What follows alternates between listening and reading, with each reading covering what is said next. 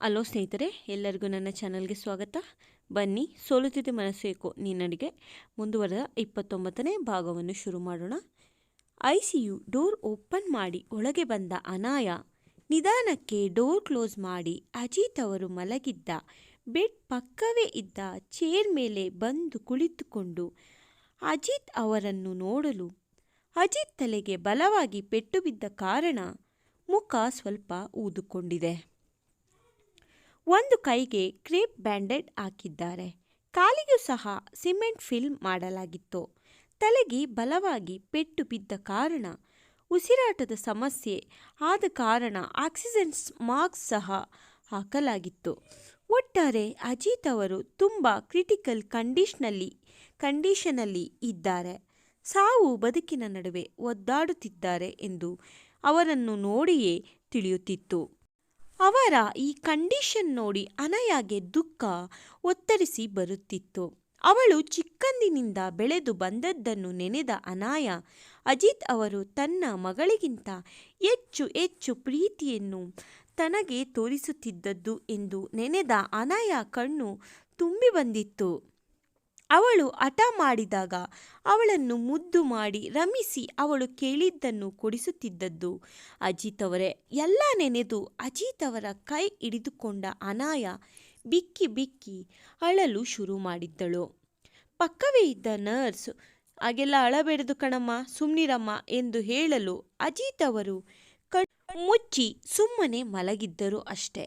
ಇದ್ದಕ್ಕಿದ್ದಂತೆ ಬಿಕ್ಕಿ ಅಳುವ ಶಬ್ದ ಬಂದೊಡನೆ ಕಣ್ಣು ತೆರೆಯುತ್ತಾ ಮೂಗಿನಿಂದ ಆಕ್ಸಿಜನ್ ಮಾಸ್ಕ್ ತೆಗೆಯಲು ಕಷ್ಟಪಡುತ್ತಾ ಹೇಗೋ ಕಷ್ಟದಿಂದ ತೆಗೆದು ಸಣ್ಣ ಧ್ವನಿಯಲ್ಲಿ ಅನಾಯ ಎನ್ನಲು ಅನಾಯ ಅಳುವುದು ನಿಲ್ಲಿಸಿ, ಅಂಕಲ್, ನಿಮಗೆ ಎಚ್ಚರ ಆಯ್ತಾ? ಈಗ ಆರಾಮಾಗಿ ಇದ್ದೀರಾ ತಾನೆ? ತುಂಬ ನೋವಾಗ್ತಾ ಇದೆಯಾ ಅಂಕಲ್? ಏನಾಯಿತು ನಿಮಗೆ ಎಂದು ಮತ್ತೆ ಅಳಲು ಶುರು ಮಾಡುತ್ತಾಳೆ. ಅಂಕಲ್, ಪ್ಲೀಸ್ ಅಂಕಲ್, ಬೇಗ ಹುಷಾರಾಗಿ ಬನ್ನಿ ಪ್ಲೀಸ್, ನಿಮ್ಮನ್ನು ಈ ರೀತಿ ನೋಡಲು ಆಗುತ್ತಿಲ್ಲ ಎಂದು ಬಿಕ್ಕಿ ಅಳಲು ಶುರು ಮಾಡಿದ್ದಳು. ಅಜಿತ್ ಅವರು ಅವಳ ಕೈಯನ್ನು ಹಿಡಿಯುತ್ತಾ ಕಷ್ಟದಿಂದ ಉಸಿರು ತೆಗೆದುಕೊಂಡು ಅನಾಯ ಅಳಬೇಡ ಬೇಬಿ ಎಂದು ಹೇಳುತ್ತಾರೆ. ಆದರೂ ಅನಾಯ ಇನ್ನೂ ಅಳು ಜೋರು ಮಾಡುತ್ತಲೇ ವಿನಃ ಅಳು ಮಾತ್ರ ನಿಲ್ಲುತ್ತಿಲ್ಲ. ಅಂಕಲ್, ಪ್ಲೀಸ್ ಬೇಗ ಹುಷಾರಾಗಿ, ನೀವಿಲ್ಲ ಅಂದರೆ ನಮ್ಮನ್ನು ಯಾರು ನೋಡ್ಕೊತಾರೆ ಅಂಕಲ್, ನೀವಿಲ್ಲ ಅಂದರೆ ನನಗೂ ಅಮ್ಮಗೂ ಯಾರು ದಿಕ್ಕು ಎನ್ನಲು ಅಜಿತ್ ಅನಾಯನ ಕೈ ಹಿಡಿದು ಎಳೆದು, ಅನಾಯ, ನನ್ನ ಮಾತು ಕೇಳು, ತುಂಬ ಮುಖ್ಯವಾದ ವಿಷಯ ಇದು, ಪ್ಲೀಸ್ ಬೇಬಿ, ಅಳೋದನ್ನು ನಿಲ್ಲಿಸು, ನನ್ನ ಮಾತು ಕೇಳಿಲಿ ಎಂದು ಹೇಳುತ್ತಾರೆ. ಅನಾಯ ಒಂದು ಕ್ಷಣ ಅಳು ನಿಲ್ಲಿಸಿ ಅವರ ಮುಖ ನೋಡಿ, ಅಂಕಲ್, ಏನು ಅಂಕಲ್ ಮುಖ್ಯವಾದ ವಿಷಯ? ಅದು ಯಾವ ಮುಖ್ಯವಾದ ವಿಷಯ? ಹೇಳಿ ಅಂಕಲ್, ಪ್ಲೀಸ್ ಬೇಗ ಹೇಳಿ ಎಂದು ರಿಕ್ವೆಸ್ಟ್ ಮಾಡಿ ಕೇಳುತ್ತಾಳೆ.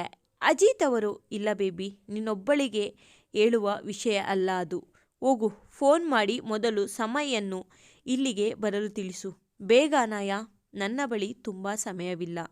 ಮತ್ತೆ ಅನಾಯ ನನ್ನ ಫೋನ್ ತೆಗೆದುಕೊಂಡು ನನ್ನ ಅಸಿಸ್ಟೆಂಟ್ಗೆ ಫೋನ್ ಮಾಡಿ ನನ್ನ ಸ್ಟಡಿ ರೂಮಲ್ಲಿ ನನ್ನ ಲಾಕರ್ನಲ್ಲಿ ಬ್ಲೂ ಬ್ಯಾಗ್ ಇದೆ, ಅದನ್ನು ತರಲು ಹೇಳು, ಹೋಗು ಬೇಗ ಎಂದು ಅವಸರವಾಗಿ ಹೇಳಲು ಅನಾಯ, ಅಂಕಲ್, ಹಾಗೆಲ್ಲ ಮಾತನಾಡಬೇಡಿ ಅಂಕಲ್, ನಿಮಗೆ ಏನೂ ಆಗಲ್ಲ ಪ್ಲೀಸ್, ಈಗೇನು ಸಮಯಕ್ಕೆ ಕರಿಬೇಕು ತಾನೇ? ಸರಿ, ಇಲ್ಲೇ ಆಚೆ ಇದ್ದಾರೆ, ಕರಿತೀನಿ. ಮತ್ತೆ ನಿಮ್ಮ ಅಸಿಸ್ಟೆಂಟ್ಗೂ ಫೋನ್ ಮಾಡಿ ನಿಮ್ಮ ಬ್ಯಾಗ್ ತೆಗೆದುಕೊಂಡು ಬರಲು ಹೇಳುತ್ತೇನೆ. ಆದರೆ ದಯವಿಟ್ಟು ಅಂಕಲ್, ಈ ರೀತಿ ಮಾತ್ರ ಮಾತನಾಡಬೇಡಿ ಎಂದು ಹೇಳುತ್ತಾಳೆ. ಅಜಿತ್ ಮತ್ತೆ ಹೋಗು ಸಮಯನ್ನು ಕರಿ ಎಂದು ಬಲವಂತವಾಗಿ ಹೇಳುತ್ತಾರೆ. ಅನಾಯ ಎದ್ದು ಐಸಿಯು ಇಂದ ಆಚೆ ಬರಲು ತಕ್ಷಣ ಅಮೃತ ಅನಯಾನ ಬಳಿ ಓಡಿ ಬರುತ್ತಾಳೆ. ಅನಯಾಳ ಬಳಿ ಬಂದು, ಅನು, ಡ್ಯಾಡ್ ಹೇಗಿದ್ದಾರೆ?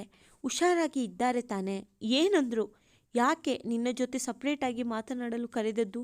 ಡ್ಯಾಡ್ ನನ್ನನ್ನು ಮಾತ್ರ ಯಾಕೆ ಕರೀಲಿಲ್ಲ? ಹೇಳೋನು, ಪ್ಲೀಸ್ ಮಾತಾಡು ಎಂದು ಒಂದೇ ಸಮನೆ ಅನಯಾಳ ಬಳಿ ಪ್ರಶ್ನೆ ಕೇಳುತ್ತಿದ್ದಳು ಅಮೃತ. ಅನಯ ಅಮೃತನನ್ನು ತಡೆದು, ಅಮ್ಮು, 1 ನಿಮಿಷ ಸುಧಾರಿಸ್ಕೊ, ಇಷ್ಟೊಂದು ಟೆನ್ಷನ್ ಆಗಬೇಡ ಆಯಿತಾ? ಈಗ 1 ನಿಮಿಷ ಸುಮ್ಮನೆ ಇರು.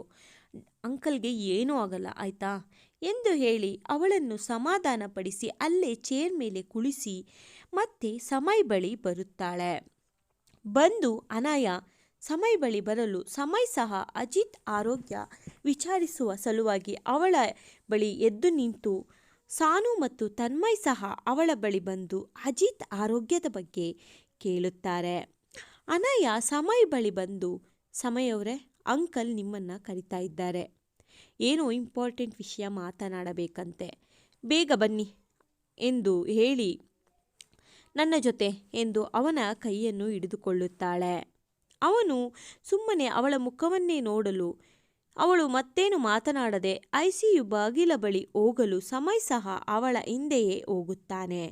ಅನಾಯ ಮತ್ತೆ ಅಮೃತ ಬಳಿ ಬಂದು ಅಮು, ನೀನು ಬೇಗ ಅಜಿತ್ ಅಂಕಲ್ ಅಸಿಸ್ಟೆಂಟ್ಗೆ ಫೋನ್ ಮಾಡಿ ಅವರ ಲಾಕರ್ನಲ್ಲಿ ಬ್ಲೂ ಬ್ಯಾಗ್ ಇದೆಯಂತೆ, ಆ ಬ್ಯಾಗನ್ನು ಬೇಗ ತರಲು ಹೇಳು ಎಂದು ಮತ್ತೆ ಸಮಯ್ ಬಳಿ ಬಂದು ಐಸಿಯು ಡೋರ್ ಓಪನ್ ಮಾಡಿ ಒಳಗೆ ಹೋಗಲು ಸಮಯ್ ಸಹ ಅವಳ ಹಿಂದೆಯೇ ಒಳಗೆ ಹೋಗುತ್ತಾನೆ.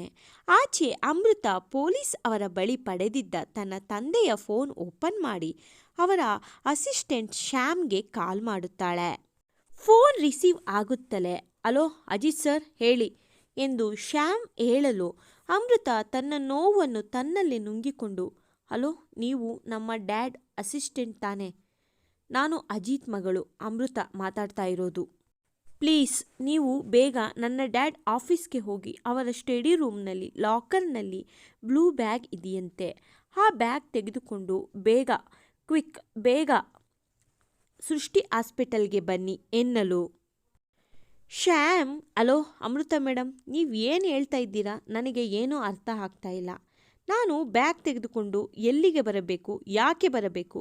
ಅಜಿತ್ ಸರ್ ಎಲ್ಲೋಗಿದ್ದಾರೆ, ಅವರು ಯಾಕೆ ಮಾತಾಡ್ತಾ ಇಲ್ಲ ಎಂದು ಪ್ರಶ್ನೆ ಮೇಲೆ ಪ್ರಶ್ನೆ ಮಾಡಲು ಅಮೃತಗೆ ಶ್ಯಾಮ್ನ ಮಾತಿನಿಂದಲೇ ತಿಳಿಯಿತು ಅವನಿಗೆ ಅಜಿತ್ ಆಕ್ಸಿಡೆಂಟ್ ಬಗ್ಗೆ ಏನೊಂದು ಗೊತ್ತಿಲ್ಲ ಎಂದು.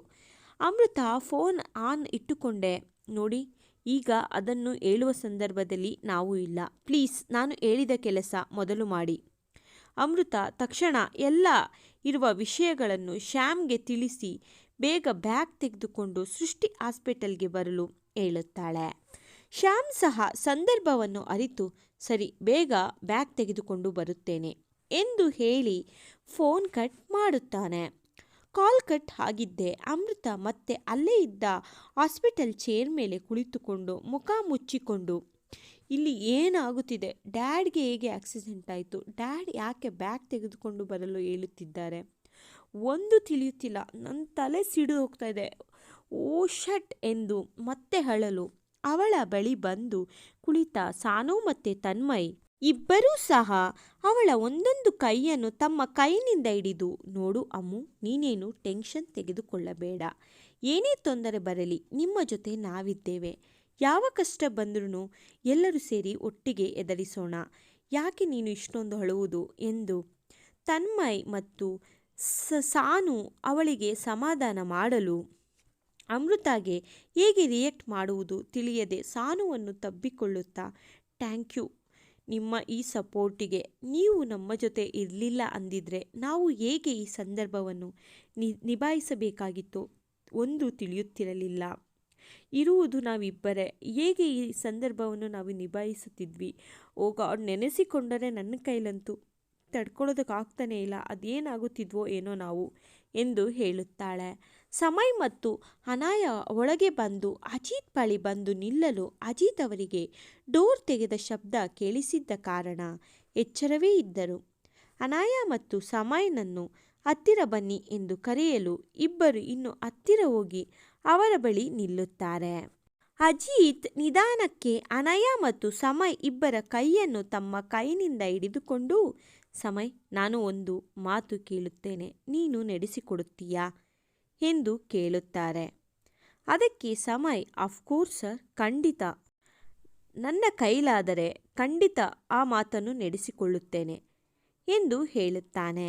ಅನಾಯ ನಿನ್ನ ಕೈಯನ್ನು ನನ್ನ ಕೈ ಮೇಲೆ ಇಡು ಎನ್ನಲು ಅನಾಯ ಮತ್ತೊಂದು ಮಾತನಾಡದೆ ತನ್ನ ಕೈಯನ್ನು ಅಜಿತ್ ಅವರ ಸೂಜಿ ಚುಚ್ಚಿದ ಕೈ ಮೇಲೆ ಇಡುತ್ತಾಳೆ. ನಂತರ ಅಜಿತ್ ಅವರು ಅನಾಯ ಕೈಯನ್ನು ಹಿಡಿದುಕೊಂಡು ಸಮಯ್ ಕೈ ಮೇಲೆ ಇಡುತ್ತಾ, ನೋಡು ಸಮಯ್, ಇವತ್ತಿನಿಂದ ಅನಾಯ ಜವಾಬ್ದಾರಿ ನಿನ್ನದು. ನೀನು ಅನಾಯಳನ್ನು ಮದುವೆಯಾಗುತ್ತೀಯಾ ಎಂದು ಕೇಳುತ್ತಾರೆ. ಅಜಿತ್ರವರು ಹಾಗೆ ಕೇಳಿದ್ದೇ ಸಮಯ್ ತಕ್ಷಣಕ್ಕೆ ತನ್ನ ಕೈಯನ್ನು ಹಿಂದೆ ತೆಗೆದುಕೊಳ್ಳುತ್ತಾನೆ. ಕತೆ ಮುಂದುವರಿಯುವುದು. ಫ್ರೆಂಡ್ಸ್, ಪ್ಲೀಸ್, ನನಗೆ ತುಂಬ ಎಫರ್ಟ್ ಹಾಕಿ ವಿಡಿಯೋ ಮಾಡ್ತಾಯಿದ್ದೀನಿ ಫ್ರೆಂಡ್ಸ್. ಪ್ಲೀಸ್ ಸಬ್ಸ್ಕ್ರೈಬ್ ಮಾಡ್ಕೊಳ್ಳಿ ಆಯಿತಾ. ಸಪೋರ್ಟ್ ಮಾಡಿ ನನ್ನ ಚಾನಲ್ನ. ನನ್ನ ಈ ಕತೆ ನಿಮ್ಮೆಲ್ಲರಿಗೂ ಇಷ್ಟ ಆಗ್ತಾಯಿದ್ರೆ ಪ್ಲೀಸ್ ಸಬ್ಸ್ಕ್ರೈಬ್ ಮಾಡಿ, ಲೈಕ್ ಮಾಡಿ, ಕಮೆಂಟ್ ಮೂಲಕ ಮಿಸ್ ಮಾಡದೆ ತಿಳಿಸಿ. ನೀವು ಕಮೆಂಟ್ ಮಾಡಿ ನನಗೆ ನಿಮ್ಗೆ ಏನು ಅನ್ನಿಸ್ತಾ ಇದೆ ಅಂತ ಹೇಳಿಲ್ಲ ಅಂದರೆ ನನಗೆ ಹೇಗೆ ಗೊತ್ತಾಗುತ್ತೆ ಕತೆ ಚೆನ್ನಾಗಿ ಬರ್ತಾ ಇದೆಯಾ ಇಲ್ವಾ ಎಂದು. ಪ್ಲೀಸ್ ಕಮೆಂಟ್ ಮೂಲಕ ತಿಳಿಸಿ ಆಯಿತಾ. ನಾನು ಸಿಗ್ತೀನಿ.